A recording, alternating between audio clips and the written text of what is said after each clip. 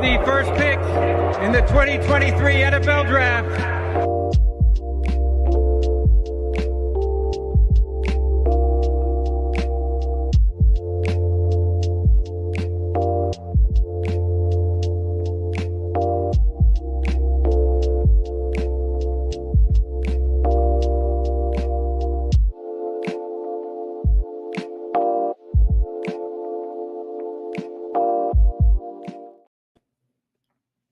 Hey, everybody, welcome back to the Blitz and Kick podcast, the podcast where we talk all things football all the time. I am Brad, and I'm joined by Kyle, as usual. And hey, we are at our last mock draft of the season. The draft is tomorrow. It feels like we just started all this process back in January, but here we are. So all of you that treat tomorrow as a holiday, like I know the two of us do, enjoy your holiday, but let's get you prepared and get you one more mock draft. Kyle, how are we doing this tonight? So we've normally done just kind of you and I mock drafts. What we've compiled today is a fan-sourced mock draft. So we have fans of the pod, friends of the pod. We have co-hosts, Jay, Matt with their favorite teams, Brad and I with our favorite teams. We have a couple consensus picks, but mostly it's filled out with podcasters of different teams. Writers, bloggers, fans of different teams. So it really gives us an in-depth perspective of where each fan base, where their head's at, where they want to go, where they think their team's going to go. And I feel like we're pretty plugged in, but, if you get writers and bloggers and podcasters, they're really plugged in. So I think we've compiled a really good mock for you, one by one down the list. I think it's going to be a really good one. And we already know what it is. The Titans are up at number one. They have been for some time. Brad and I are not going to spend too much time because we've talked about this a lot. So it's a consensus pick for us. So the pick is in for the Titans.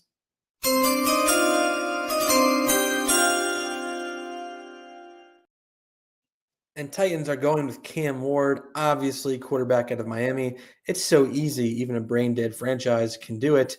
I think while he might not have been a top quarterback last year, I think he's definitely the top quarterback in this draft. If you're watching with us on Twitch or on YouTube, on Twitter, Facebook, whatever it is, you can see highlights that Brad has brought up here. Just a really good thrower of the football. There's a lot of things in college that he did that he might not be able to do in the pros. We kind of saw that with Caleb Williams last year, but I think he's a natural thrower. He's a playmaker. And Titans really need that. I actually also saw that Warren Moon might give him the ability to wear number one as a quarterback next year, which is pretty amazing. So it is. I think the only other thing I really want to add with this too is a lot of people aren't saying it. He's really patient in the pocket, really patient in the pocket. It's kind of nice to see him, and you'll see it here too. He's just chill. Yeah, he waits. If it doesn't develop, he looks for something else. He doesn't really panic, and I think that'll translate super well to the next level. For sure. Because with the Titans, you're definitely going to panic. Sorry. That's right. Number two, we have the Browns on the board. And we have a friend/fan of the pod, Mike K, one of my buddies, massive Browns fan, has been so for the last 40, 50 years. I don't know how old he is, but he's been a Browns fan for a while. So his kind of spiel here is it really depends on what the Browns believe they can do this year. If they believe that they can compete, he would do one thing. If they believe they're more in a long-term rebuild mode, he would do something a little bit different. So I would say the Browns, the pick is in.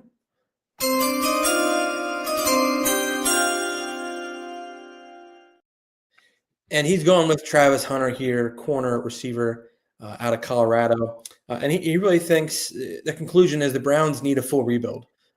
He would preferably trade down, but in this mock, we're not doing that.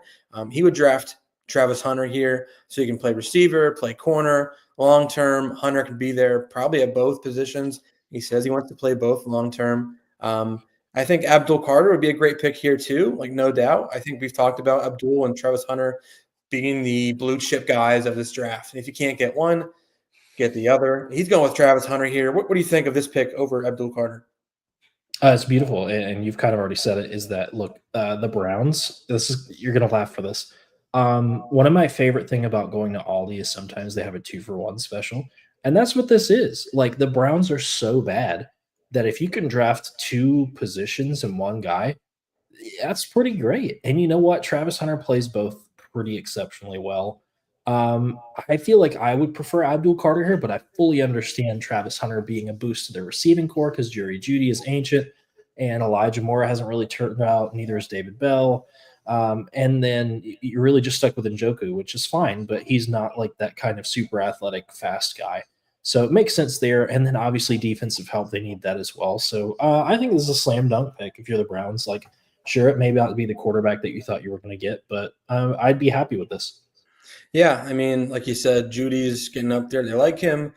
Tillman's there. Wide receiver 3 is pretty much a no-show. And then at corner, there's rumors of Greg Newsome being on the block. So, it might make sense for Travis Hunter here. So that being said, the Giants are now on the clock. Shout out to @SwishXVibes for his contribution to this. I think most Giants fans would say they hate that they are in this position, but they are. I think a lot of Giants fans have echoed they don't want to reach on a quarterback, but it might make sense to trade back up for one. So he has a pick in mind here, and I'm going to say the pick is in for the Giants.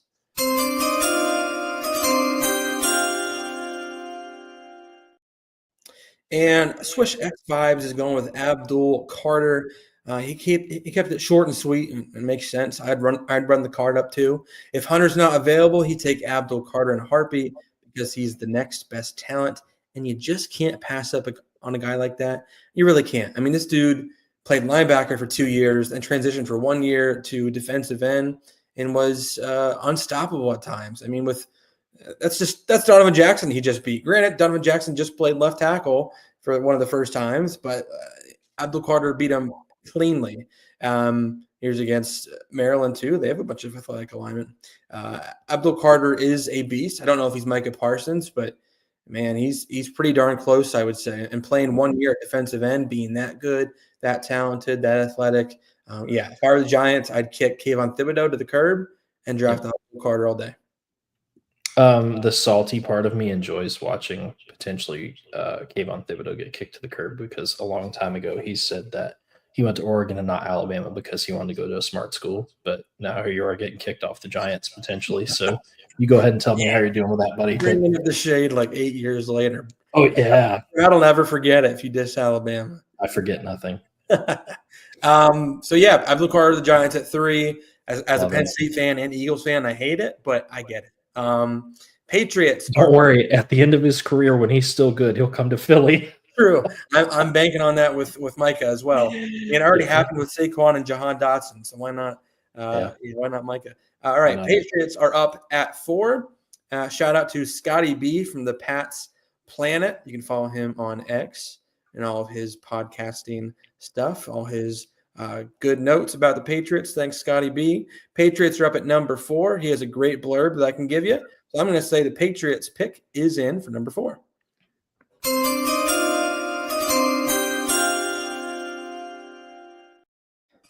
And Scotty B has the Patriots drafting Will Campbell.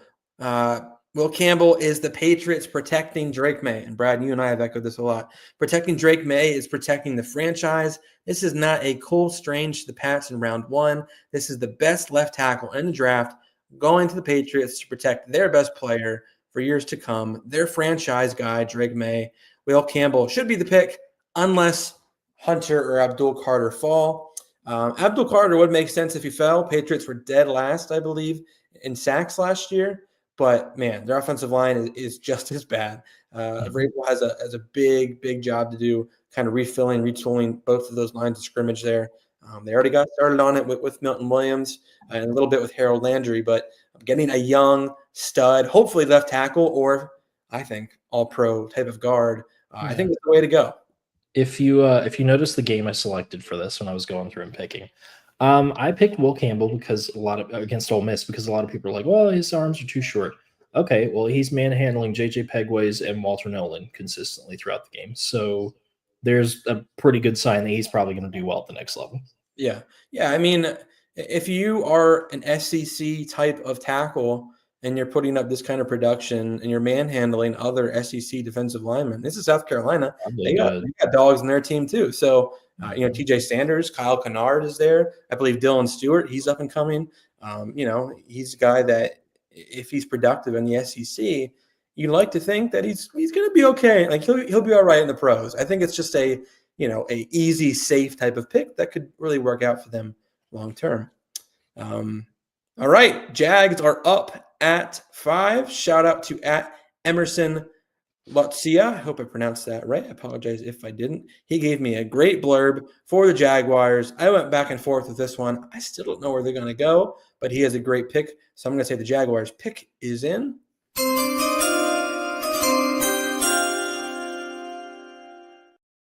And he is going with Mason Graham. With Hunter off the board, who would have been my pick here if he was up for grabs? That leaves Mason Graham as the best player available, BPA. He'd fill a major need for the Jags, whose defense, his words, whose defense sucked balls last season. That unit was literally one of the worst, ranking near the bottom of the barrel in numerous metrics. The thought of adding a beefy wrecking ball like Graham on the interior next to stud muffins, Josh Hines-Allen, and Trayvon Walker on the edge, and again, in his words, is turning me on right now. Him, not me.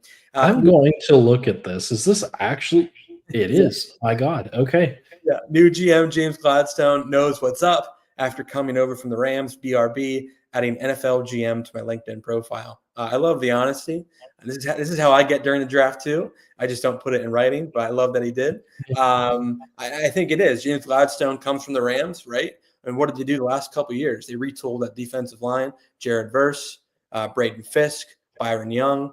It makes a lot of sense, especially if the Jags' interior is poor, which it is. I have heard some rumblings of maybe an Ashton Jeanty to the Jaguars and them kicking Travis Etienne to the curb, which you would probably have no qualms about because I'm sure you hate Travis Etienne as well from being from Clemson. No, I just hate that he's inconsistent. Honestly, if I'm the Jags this offseason anyways, I'm looking at starting Tank Bigsby. Yeah. I mean, he could possibly be any worse than Etienne at this point. Yeah. Bigsby was awesome last year. But yeah, Mason Graham, if you're watching online right now, he is a wrecking ball. The pass rush is not quite there yet, but man, Jags they need a guy who can control the line of scrimmage. If you can control the line of scrimmage, I mean, you can win games, even if the talent outside of those lines of scrimmage isn't great.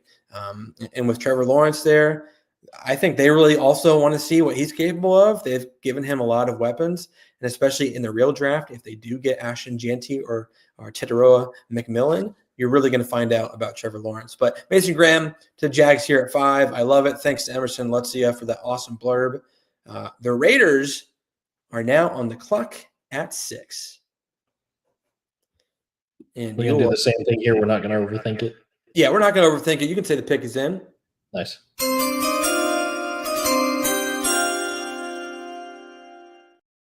And thanks to @TipMajor for this blurb. He says it makes too much sense to draft Ashton Jeanty.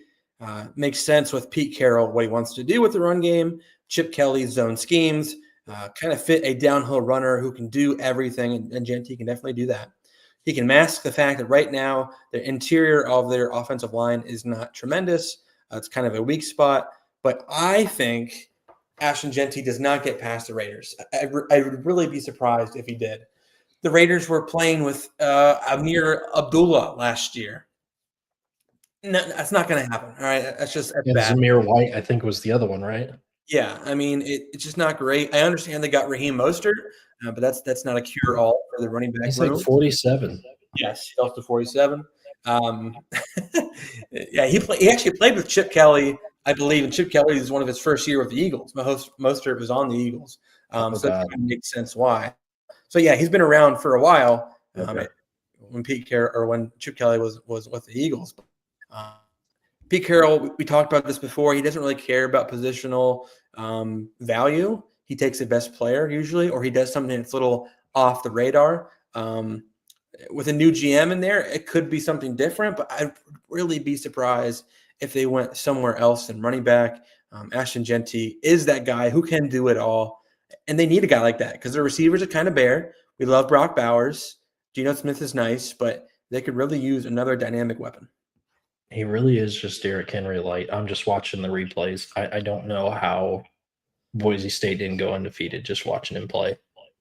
Yeah. He's nasty. Yeah. I mean, Anyways, sorry.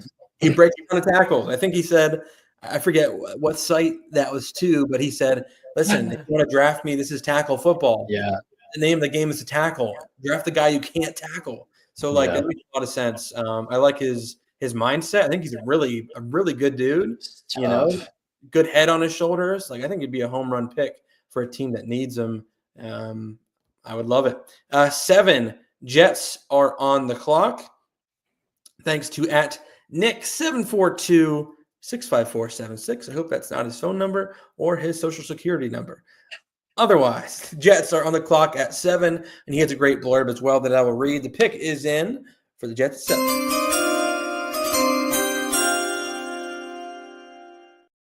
He's drafting Armand Membu, tackle out of Missouri. He said, people are going to want Warren here, but you don't win games with a tight end at 7.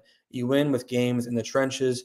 Only hole right now along the O-line is right tackle. Membu is a safe pick and would be the thing to do.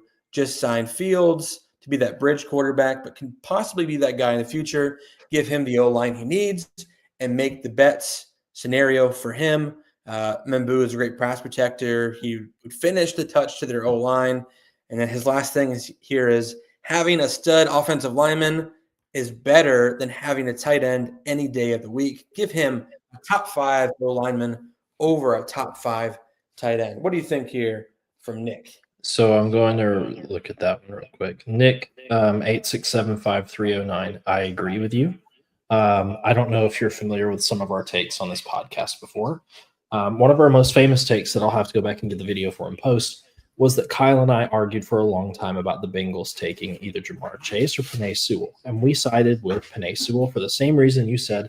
The game of football is won at the trenches. If you can't win at the trenches, it doesn't matter who you're slinging the ball to. Look at how the Bengals have made out ever since then.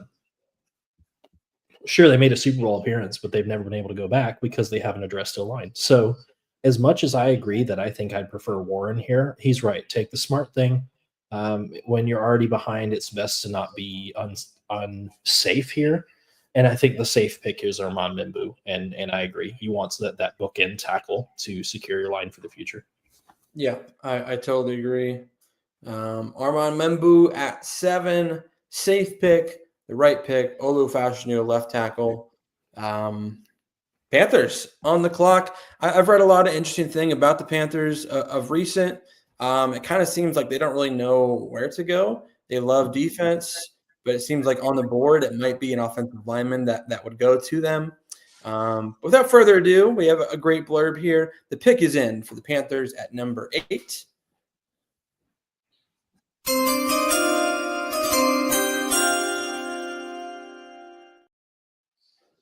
And the Panthers are selecting Jalen Walker out of Georgia, linebacker / defensive end. At Panther Pickle said the Panthers' first option will be trading down, but if that's not possible, they're going to take Jalen Walker here. They love his football acumen, his flexibility, and the fact that he grew up around the game as the son of a college coach. Helpful for a second-year coach still establishing a culture.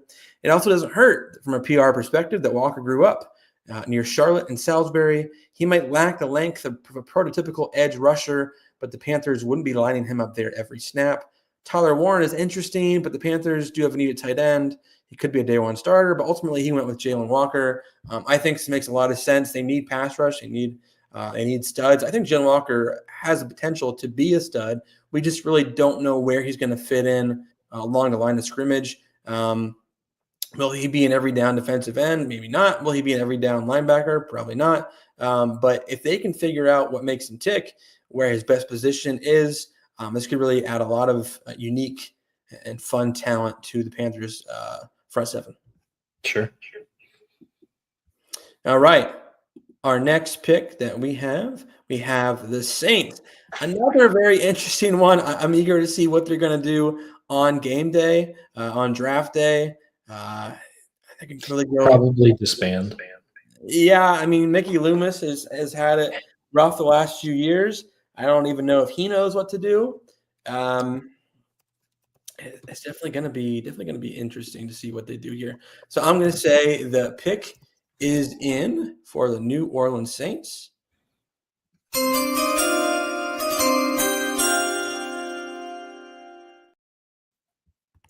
And the Saints are selecting Jackson Dart, quarterback, out of Ole Miss here. Um, I'm not too crazy about it, but we have a lot of people that we've sourced for this, and here's kind of what they say. So, Bayou Blitz Pod, Jackson Dart. He said there are other major needs he'd rather see the Saints fill, as would I, namely a difference maker at pass rusher or another starting quality corner for a defense that was abysmal last year. However, with Derek Carr likely now out for the season, it's in his feeling that New Orleans selects a quarterback. Hopefully, they'll at least trade a few picks back. It's not Mickey Loomis' style. Ultimately, he thinks Jackson Dart over Shedeur Sanders. Jackson Dart fits what Kellen Moore wants to do. Yeah, it's definitely a choice, but it makes sense when your best option is dude from Yep. Yep. And here's the other thing. Maybe this isn't as crazy as we think it is, because since Drew Brees has retired, we've had 8 different starting quarterbacks. Kyle, I will send you a virtual high five if you can tell me all 5 of those quarterbacks. Since when? Since Brees. There are 8. 8. Well, obviously, Derek Carr Correct. is there. Taysom Hill has to be there. Correct. Jameis Winston obviously was there. I feel like there's a very unnamed or unknown quarterback hiding somewhere in there. Was what's his face? Was Trevor Siemian in there at all? I'm checking. Yes, that's correct. I feel like there was someone like a David Blau type of quarterback. Oh wait. That quarterback that's kind of spicy that people have made fun of the last couple of years. They drafted him pretty recently. Give me his first letter, his first name, and I might know. Okay, so we said Jameis, we said Taysom, we said Simeon, we said Carr. Is that where we're at now? Yeah. Okay, there's one from Notre Dame. Notre Dame. Yeah, IB. Oh, Ian Book. Oh, God. That's right. Yep. There's another old guy, used to be called the Red Rifle. Oh, Andy Dalton started for them. Oh, boy. This guy, I want to say Jake Haener. Jake Haener. State. Jake Haener. Is that one too? There you go. So you tell me out of those, which one sounded like a long-term solution? Because I'm not seeing it. None. I mean, they thought Winston was for a little bit, but yeah, I mean, this is the name of the game is getting a quarterback. They don't have one. It's concerning when you're at this spot. You don't want to go into a draft with needs, but this is the biggest need. So I would look for them to get a quarterback at some point. I don't know who it's going to be. He's going with Jackson Dart, and I can't blame him. I really can't. They need a quarterback desperately. Bears are up at 10. They are on the clock. So shout out to my friend Austin, and then also at CFC Bears for a nice comment on who they're going to pick. So I'm going to say the pick is in for the Chicago Bears.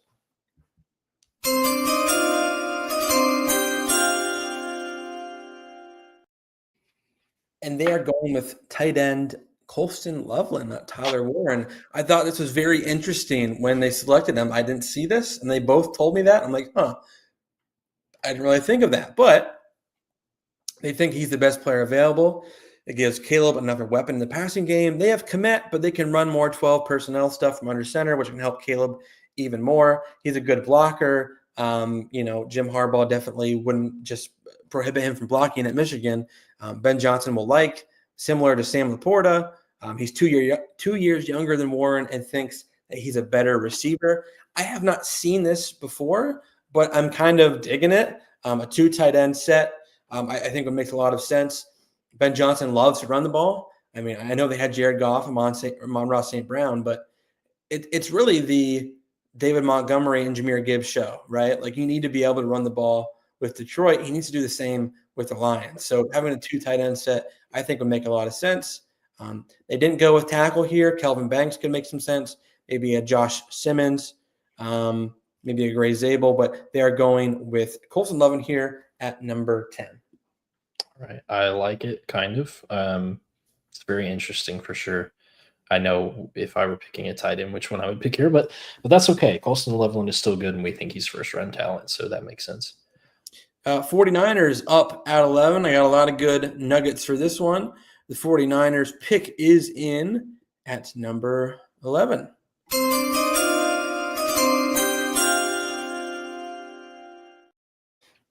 And they are taking Mykel Williams. Shout out to SF Data Niners. He doesn't see the Niners drafting a DB in the first round. Since John Lynch took over in 2017, they've invested the second fewest draft capital on defensive backs, and their current DB room is good enough. The Niners have massive holes in the D-line. I fully expect them to go that round. That's also what they did early in the Lynch era, and it paid off. He believes the Niners will go back to their roots. 2017 to 2020, 40% of that draft capital was invested in defensive linemen. So he thinks they're going to go back to that route. Mykel Williams would be a for sure pick here. They love edges, just screaming off the edge, physical, nasty. I think Mykel Williams fits that. Is the pass rush there? Not quite, but I think if he can hone on his skills, Robert Saleh is there as well. I think he definitely gets the most out of his defensive lineman. I think that's what he's known for. So I think it would make sense to pair up a defensive end with Nick Bosa. That's Mykel, number 11. I like it. Let's go on to the villains of the NFL, number 12, the Dallas Cowboys. The Dallas Cowboys at number 12. Shout out to Brandon Lohr from Blogging the Boys. Thanks for this great blurb. He has a pick, and the pick is in for the Cowboys at 12.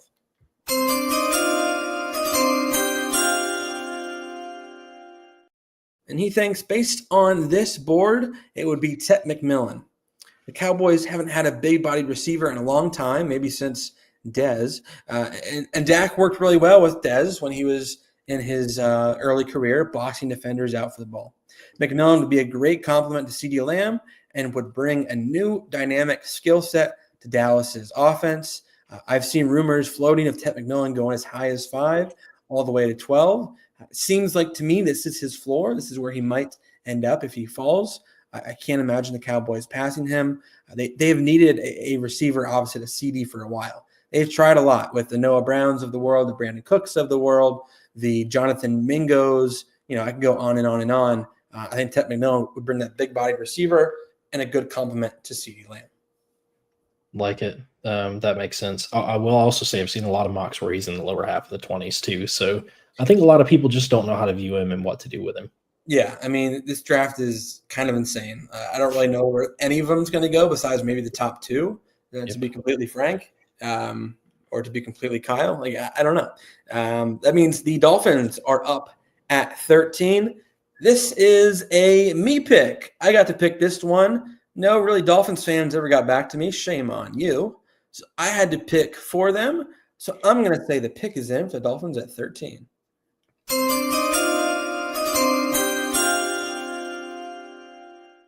And the Dolphins are selecting Malachi Starks, safety out of Georgia. Here's my thing. Starks is a rare, ready-to-go-now safety. Dolphins have a very small window of opportunity. Starks has the ability to be a leader on the back of that defense, especially if Ramsey is truly on the block and going to get traded during draft day. The Dolphins will need a new key cog, a leader in that secondary that can steady the ship, but also make exciting, noteworthy, big-time plays. Starks has been ready to go since he was a freshman at Georgia. Corner would be a need here, obviously, too. I'm not that sold on Will Johnson, especially with his injuries, his production, his last year. I don't know where the NFL teams view him as, but I think Malachi Starks or Ajay Barron would make the most sense here, and I went with Malachi Starks. Makes sense to me. So we are on to pick 14, the Indianapolis Colts. Kyle was so nice as to make this my pick. And my pick is in because you should be running the card down if you get this one.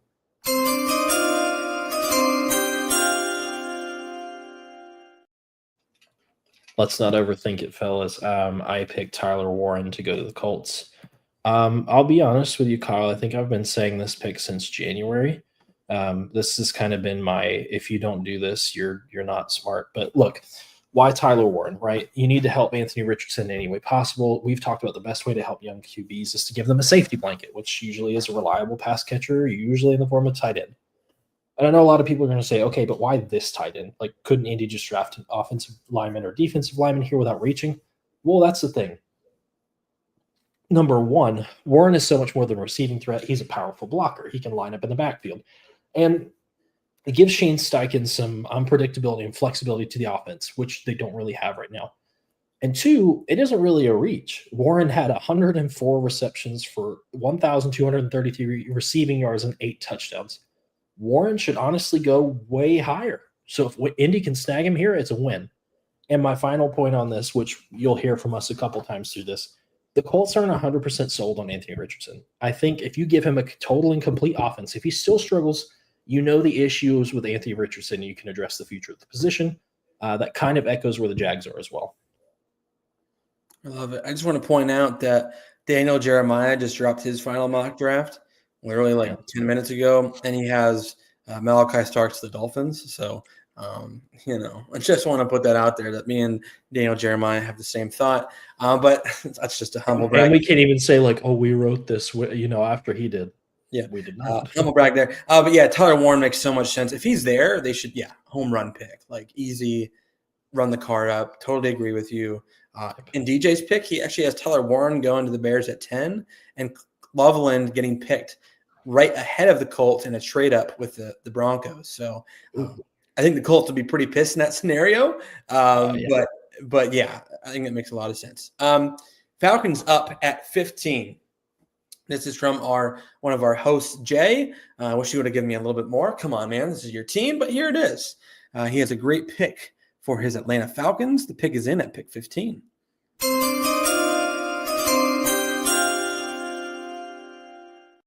He's going with Mike Green, edge out of Marshall. He said it'll obviously help Atlanta by giving them potentially one of the best pass rushers in the draft based on skill and production. They need all the help they can get with the pass rush because they were 31st in sacks last year. I'm going to add on to it. Even with the off-the-field type of stuff, I think it's necessary for the Falcons to draft an edge here. They haven't drafted one the last 4 years in the first round. We thought they were going to, but they went ahead and got Drake London, Michael Penix, Bijan Robinson, Kyle Pitts. They have avoided it. It's time to stop avoiding it. It's time to select one. There's a plethora of them. If Jalen Walker was here, I'd say take him. I wouldn't be mad at Walter Nolan either. I wouldn't be mad at Jahad Campbell. I wouldn't be mad at James Pierce in the trade back scenario. They need pass rush desperately. And I think Mike Green is the best pure pass rusher in this draft. Agreed. I mean, he also, as a point of fact, how many years have they needed to address pass rush now? This isn't just this offseason problem. It's been the last 4 or 5 years. Their best pass rusher last year was Matthew Judon. Was getting up there. It's time to get some more young talent in there that can produce. I like their linebackers. I like Ellis in there. I like some of their secondary pieces, obviously, with Jesse Bates back there and AJ Terrell. But pass rush has been a big need, and they keep avoiding it. So hopefully they don't. Cardinals up at 16. This was my pick as well. No Cardinals fans really got back to me. I've seen a lot of Cardinals fans that would disagree with me here, but I'm going to give you as to why it could make sense. So the pick for the Cardinals at 16 is in.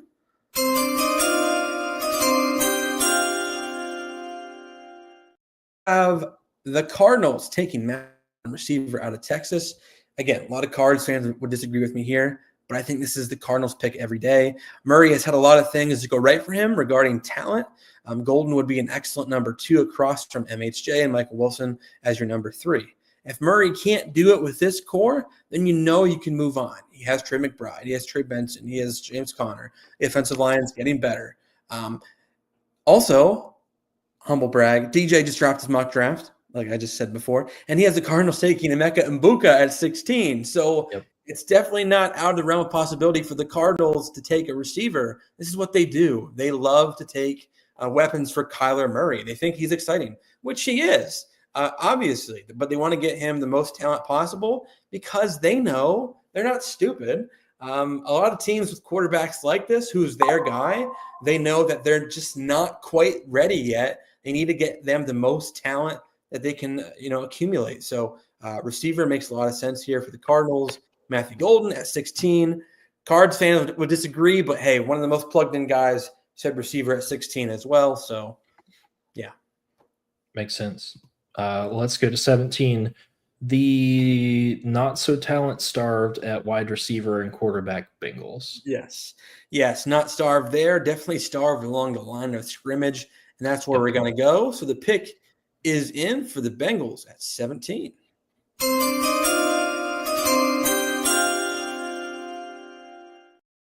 And shout out to Aurelius FC. He has them taking Walter Nolan, blue chip player at a position of need. Rumors of character issues means we get him at a discounted price. He's a top 5 talent all day. Rare ability to rush a passer and stop the run. We need that cheap talent on defense. Walter Nolan makes way too much sense here. I'm trying to see where DJ has him on the mock. You go ahead and look at that. Thanks for giving us that pick, Panther Pickle. We appreciate you. Solid pick with Jalen Walker. If you guys missed that earlier, to the Panthers. Panthers need defense desperately. So thank you so much for your comment and your pick for us. Interestingly enough, I don't see a Walter Nolan on DJ's pick, which is very, very interesting. I didn't see that one coming at all. But the Bengals definitely do need pass rush. I think Walter Nolan is a heck of a run stuffer, but also pass rusher. I think he has rare ability, like Aurelius FC said. The Bengals need a D-tackle, defensive end, probably a linebacker, maybe even like their whole defense needs upgraded. But I think you start at the line of scrimmage, and that's why he is Walter Nolan going here at 17. Oh, he's going live. Okay, I was trying to see where his was. Okay, so 18, we have the Seattle Seahawks, who have had a rather weird offseason. How can we right the ship with that pick here, Kyle? Well, at Corey Parrish has a solid pick for them. So I'm going to say the pick is in for the Seahawks at 18.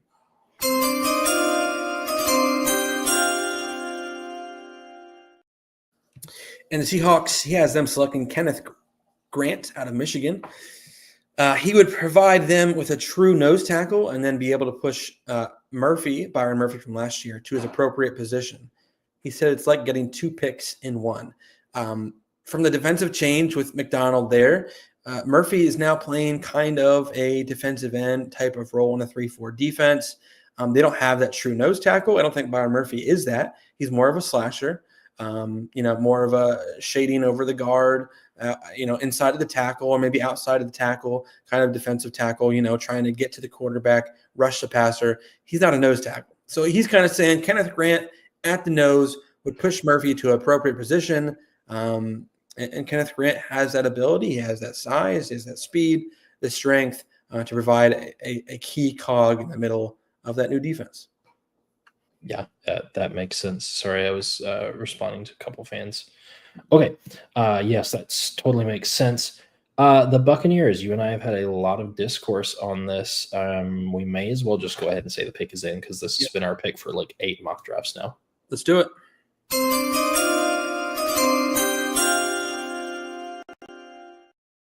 And shout out to Tampa Tones, Tones, has the Buccaneers taking Jahad Campbell.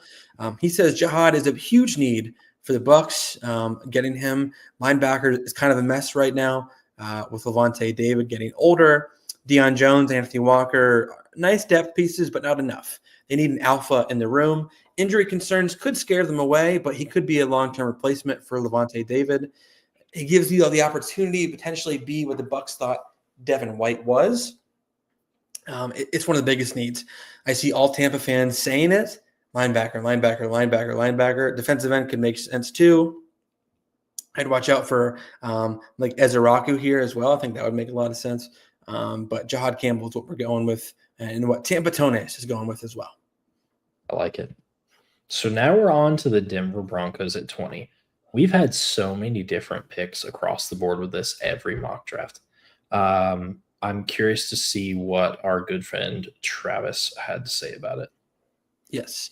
Well, let's just go with the pick and we'll talk about it. Pick is in for the Broncos at 20.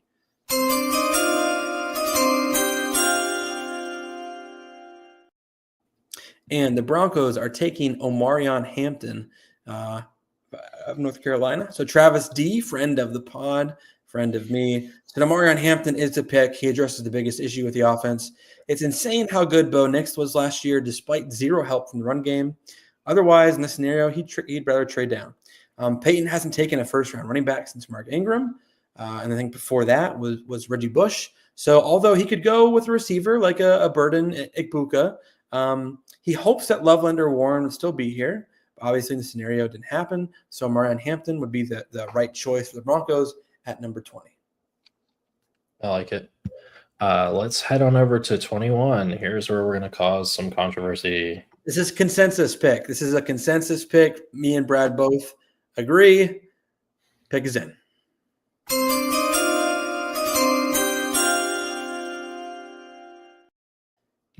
You want to say it, or do you want me to say it? I'm just going to show it, and then people can be upset with us for it. So, okay, so the Steelers are going to take Shedeur Sanders, quarterback out of Colorado. Here's my only point I'll make, because Kyle will give you better analysis than this. My point here is, okay, right now your best quarterback walking into the season is still Mason Rudolph. That's bad, right? Everybody agrees that that's bad. And the second part of that is, okay, you're in a point where you need to address Big Ben. Big Ben was 5 years ago, and you've just not found anything since. Kenny Pickett was fine, but you didn't want to let him develop long enough. Shedeur Sanders might be the same problem, but honestly, Pittsburgh's got to do something. And the only note that I really put here, and I'm going to scroll down so I can read it verbatim. Mike Tomlin is very good at managing difficult personalities. Antonio Brown, Le'Veon Bell, George Pickens, even Kenny Pickett was sour with the organization and then kind of yikes there towards the end. Look, they haven't had a number one guy at QB. There's a lot of things you could take here, but if you don't have anybody to throw the ball, you might as well just go ahead and start prepping for next draft. Yeah. I mean, also shout out to us. DJ had Shedeur at 21 too. The Steelers, right. You can't go into next season with Mason Rudolph. I hope they don't. Like, it's so – you're giving up at that point. Honestly, but also getting Aaron Rodgers wouldn't be any better for them at this point. I don't think so either. Yeah, I don't. I mean, he's not long-term. I think he – like, if you can handle Aaron Rodgers, you can handle Shedeur Sanders' personality. You know what I mean? Like, Aaron Rodgers – the problem is, if you do both, you're going to put Rodgers back in that situation of, hey, we need you to help our franchise. Also, we're going to draft a first-round quarterback, and he's going to pitch a fit, and it's just going to be a mess. I would say if you have to have a mess, pick one mess, pick the young mess that you can kind of put where you want it to be. Yeah, and then Mason Rudolph can be a bridge guy of sorts, rather not your long-term answer. So, Shedeur at 21. Chargers are up at 22. Shout out to Tyler Schoon from Guilty as Charged podcast. He has a very long blurb. I'm going to shorten it down a little bit, but the pick is in for the Chargers at 22.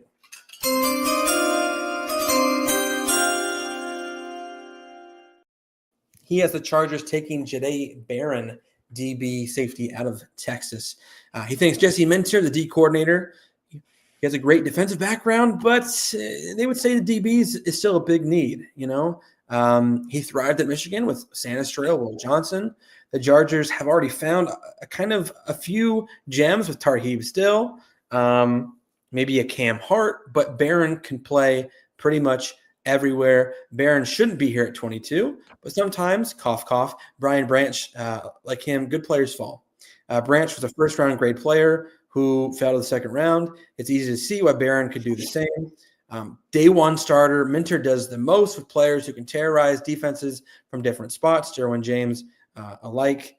Chargers also face a lot of really good receivers in that division and in that conference. DK Metcalf, Waddle, Nico Collins, Malik Neighbors, Cortland Sutton, Tyreek Hill. I think they face maybe Malik Neighbors this year. But they need help at DB, he says. And I think with Grant and Loveland gone, who he thinks would be great picks for the Chargers, he can get defensive line later. So he's going with Jahdae Barron at 22. Makes sense. I don't hate it. Yeah, I don't hate it. I definitely didn't think he was going with that. I thought maybe, maybe a Tyler Booker here. But if you look beyond our picks, it is kind of tough. Like, I think Jahdae Barron probably is the best guy on the board. So I can't really fault him for that one, of course. 23, the Packers are up. This is a Brad and I consensus pick, so I have some stuff to back it up as well. So the pick is in for the Packers at 23.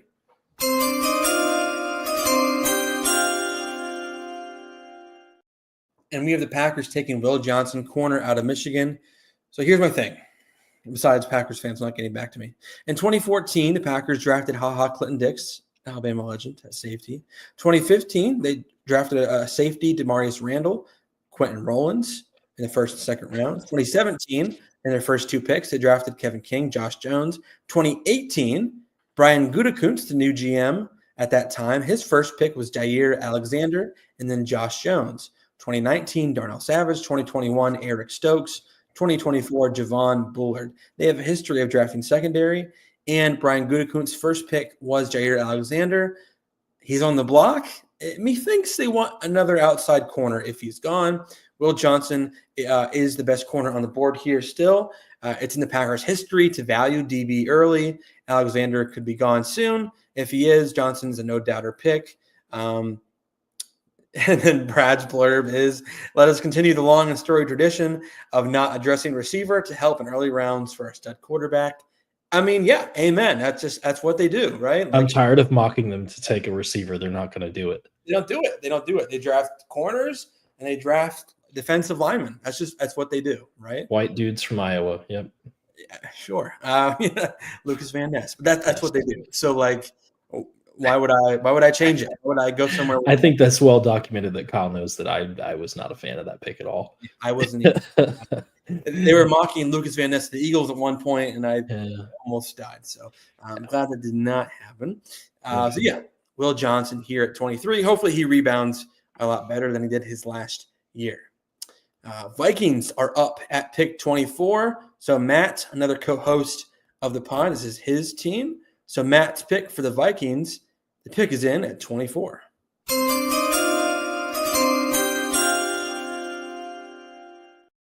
He has the Vikings taking Donovan Ezeraku, defensive end out of BC. He looks for Minnesota to build on their defensive front by adding more quality edge rushers. What he does well here is he's a quick edge rusher with solid athleticism and longer arm length to put pressure on opposing quarterbacks. Bat balls down. I think he had like 16 sacks this year. One thing that has him a little concerned, he's a little undersized, but after enough training and usage from Brian Flores, he's going to improve. I think he's going to feast in that defense. Vikings have really replenished their team this offseason so far, I would say. So I think this would make sense, them getting 2 defensive tackles with Javon Hargrave, Jonathan Allen as well. If you could stick Donovan Ezeraku along with Jonathan Greenard and Andrew Van Ginkel and Dallas Turner, wow, that's actually a lot of defensive ends right there. So, man, they're going to have a very deep defensive end if they draft him, but I do think he would feast in this type of defense. So Donovan Ezeraku to the Vikings. I like it. Houston Texans. This one will be good. Yeah, it's easy. It's easy. Pick is in for the Texans at 25.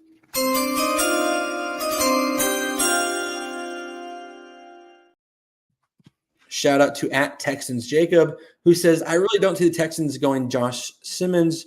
No visit, no injury with injury concerns. I think they pass on him for guys like Tyler Booker. Booker would provide that ready to go, ready to play guard spot. He's also a dog. He's also a leader in the locker room. The Texans have kind of clamored for that, for getting rid of their offensive line room. The entirety of their offensive line room is trying to find a leader in that house, that dog in him. Tyler Booker has that. Also, shout out to DJ Daniel Jeremiah has Tyler Booker going to the Texans 25 as well. So another humble brag there. Yeah, I think this makes way too much sense. I don't really care who it is. They just need offensive linemen on the field. Me or you, I'm just kidding, we wouldn't survive. But get somebody out there to protect CJ Stroud. It's bad up in there. And, Booker, you can't run a lot, but Chiefs Blitz, what's up, my man? Shout out from Chiefs Blitz. I think he gave us a good pick at the end of this round. Appreciate that. Appreciate the help. But, yeah, Tyler Booker here to the Texans, I think makes way too much sense. Yep, I agree. It's especially after trading away your only whatever. That's a whole nother podcast. Let's go to the Los Angeles Rams. We've not really known what to do with them every draft. And I saw the pick for this and I was like, yeah, this is actually the pick we did in our very first mock draft at the beginning of the season. And we should have just stuck with it because I love it. So let's go ahead and have a look at it. Pick is in, sorry.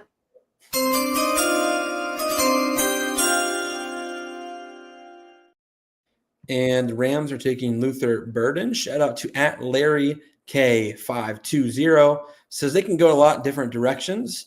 I think they'll take a tight end if they're available. If not, for the reasons like Devontae Adams getting up there, Cooper Kupp is gone. He thinks he'll take a receiver, stay on the board, and pick the best one. They are in win now mode. I would tend to agree.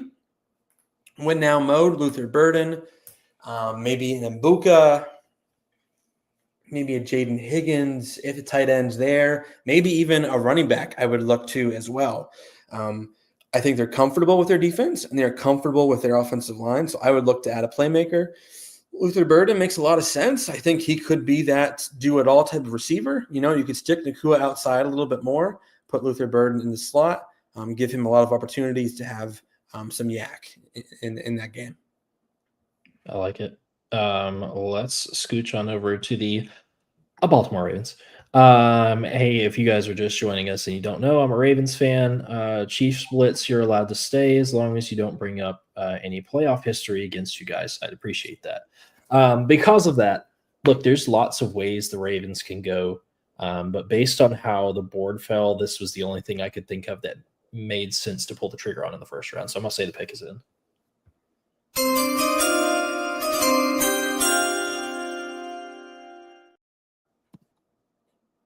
And the Baltimore Ravens are going to draft Nick Emenwari, safety out of South Carolina. Look, I had a hard time with this because let's just be honest. What we have right now, our secondary is struggling, but we also need help with our edge and D line. Okay, sure. Owe, Ojabo, Van Noy, Tavius Robinson. I had to go back and look at this. Roderick Washington. I'm just not seeing anything that I'm like, wow, that's really going to get it done. Adisa Isaac, even, he's going to take some time.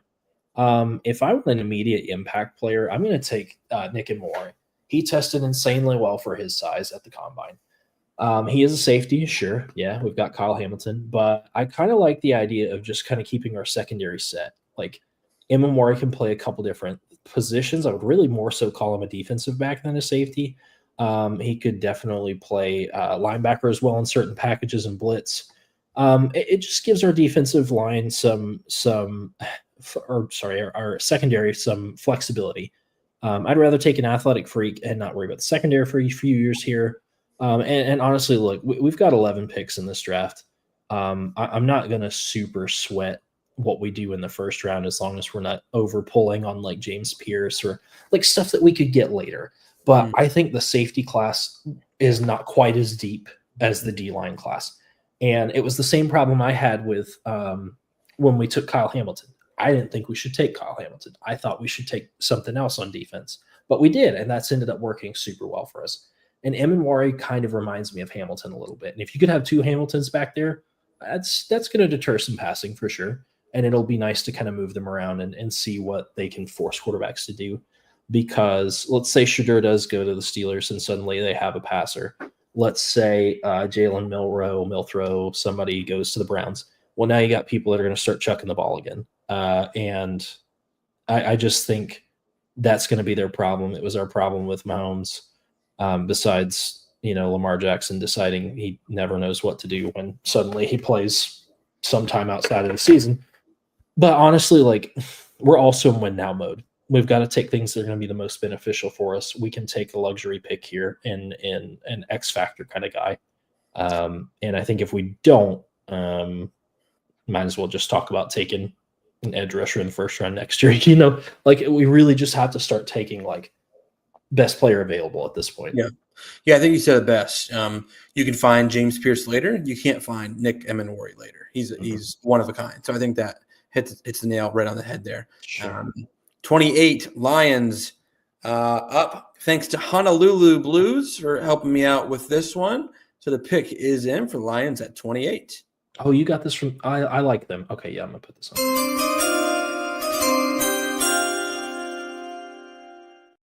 So they're drafting Gray Zabel, guard / tackle, do it all out of North Dakota State. He said he would draft Tyler Booker here if he was available. Alabama guy. Holmes loves his Bama boys. Day one starter. But he said Gray Zabel also would make a lot of sense here. And my blurb here with Gray Zabel is Dan Campbell kind of guy. Shamar Stewart and Scorton are both on the board. They could make sense here, but his mean streak that he has, his versatility, can prove to be a differentiating factor along the Lions O-line. Provides a quality starter right away and a potential key piece right next to Penei Sewell or Frank Ragnow decides to hang up the cleats, which that was in the cards like a year ago. He could be center as well. And Brad also added, finally, a good player from North Dakota State. Maybe. That's just some prime hating. That's all that is. Carson Wentz, Easton Stick, Christian Watson, Trey Lance. Easton Stick, you're kidding me. Are you saying that's a good player? I'm saying these guys aren't good. Oh, yeah. Was Goddard wasn't North Dakota State. Was he South Dakota? South Dakota State. That's right. Okay. Different. So, yeah, it would be nice to see somebody that sticks for a little bit longer, perhaps. We'll hope. I don't know how Joe Haig is doing. Someone up me on Joe Haig's career. I don't know. He is from North Dakota State as well. 29. The Commanders are up at pick 29. The Commanders had a really good season. We'll see where they go. Pat P., friend of the pod, friend of me, has a great pick for them. So pick is in for the Commanders at 29.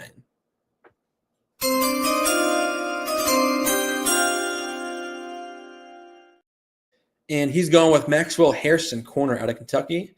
He said maybe Mbuka could make sense here, but we need corner depth badly. He's not sold on the ones we currently have outside of Sanistril. Forbes was a bust. Lattimore isn't really what he used to be as well. Maxwell Hairston tested like a freak at the combine, and I think would be the best corner on the board. Siobhan Revel has some injury concerns as well. So he's going with Maxwell Hairston to fit that outside corner for Dan Quinn's defense. I like it. I do. It's conservative, but you know what? I don't think the Commanders expected to be in that position, so that's actually okay. I'd say if Hampton was here and Hampton doesn't get taken by the Broncos, I didn't realize how much I liked that pick till I went back to fix our slides, and I was like, I love that. If they can get Hampton, they're pretty much ready to start competing with the Eagles every year for that division. I would look at Travion Henderson too. I think that too. I mean, he's a home run hitter. If you can have a home run hitter at running back and also at quarterback, like that's dangerous. That's where you get to Lamar Jackson, Derrick Henry kind of levels, right? So that would be a nice pairing as well. But I like Maxwell Hairston here, 29. Bills are up here at pick 30. Shout out to Uber Hansen for this pick and this blurb. So the pick is in for the Bills at pick 30.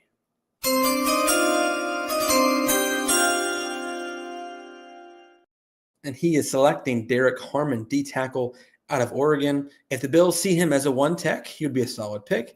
If the Bills see him as a 3-tech, he says it wouldn't make much sense as Ed Oliver, Ogunjobi, and Carter are all there. However, I would also argue that Ogunjobi is on a suspension. Daquan Jones is 33 years old. I think Darren Harmon could be a 1-tech and a 3-tech based on when he was at Michigan State, he was over 330 pounds. So he has that in his body to be a little bit bigger, but also he showed the ability to be a pass rusher this last year with 5 sacks at Oregon. So the Bills do need a run-stuffing D-tackle next to Ed Oliver. I think it could be a long-term pairing with Ed Oliver. I think if you look at all these stud D-tackles, teams really want to pair a low-cost, effective D-tackle right next to them. If you look at Milton Williams next to Jalen Carter, right? That was low cost. They're both low cost. Aaron Donald, they tried for years. Didn't really matter to Aaron Donald. Ed Oliver would make sense. It would make sense to get a young, low-cost pairing with him. That way, if there's those one-on-one opportunities, they can feast. And that's what you're looking for with Derek Harmon here at pick 30. I like it. So I think Chief Blitz is not here anymore, but that's okay. Chiefs Blitz does have a pick for the Chiefs at 31, and the pick is in for the Chiefs.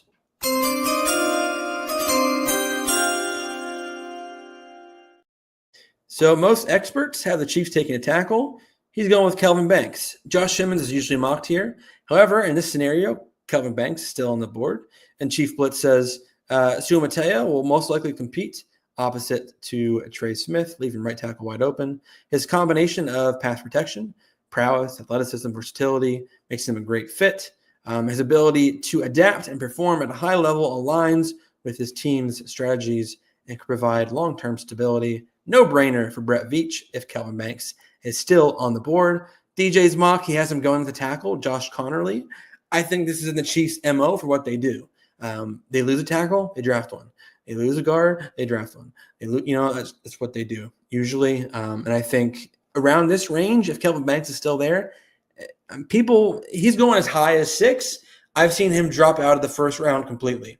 So I struggle with where he's really going to go. I've seen some people kind of label him as like a 4th rounder type of player. Like that's where they have him as a prospect.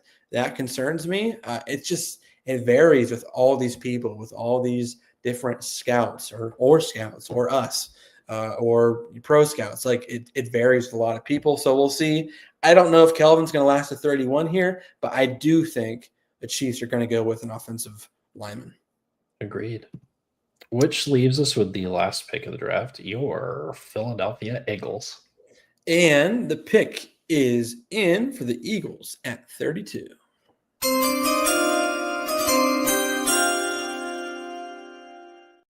And the Eagles are selecting Shamar Stewart, defensive end out of Texas A&M. Eagles zig when others zag. I wouldn't be surprised in a trade up or a trade back. How he loves to trade. The board didn't really fall that great. Josh Simmons could make sense at long-term tackle.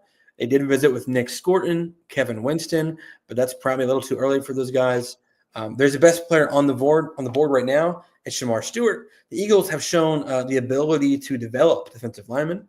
You look at Nolan Smith, Jalen Carter, Milton Williams, Moro Ajema, Josh Sweat, even Jalix Hunt, sacked Patrick Mahomes in the Super Bowl last year. This is what they do.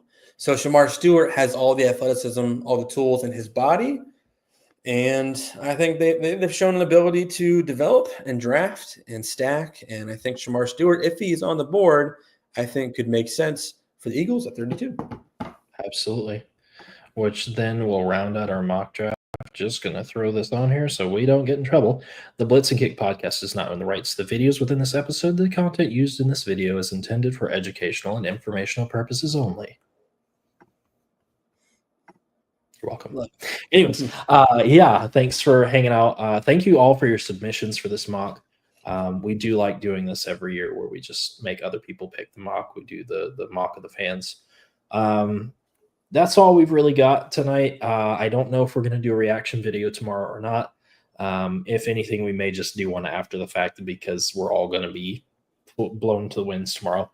But I'm glad you're here. This will probably be our last video for a couple weeks. We're going to get together as a show. Like Kyle mentioned earlier today, we do have 3 other hosts, and we need to figure out how we're going to get content to all of you year round. Because usually we do this, and then Matt and Jay run fantasy in the fall. But we want to make sure that we're giving you lots of fun stuff to hang out with us on. So be on the lookout on our socials. We'll post when we have some stuff coming around. But everybody have a happy draft day tomorrow, and let's see what comes through. Bye, guys. See ya.